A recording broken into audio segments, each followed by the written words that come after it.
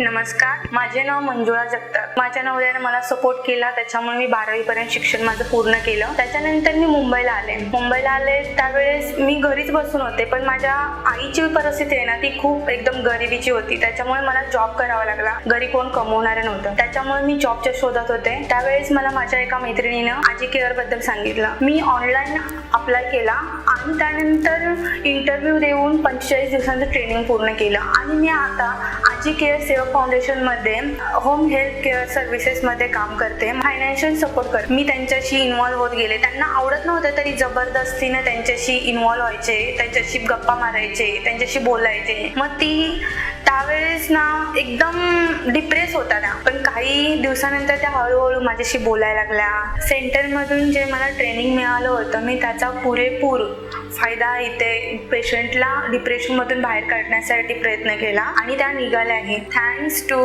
आजी केअर सेवक फाउंडेशन आणि CMS. थँक्यू.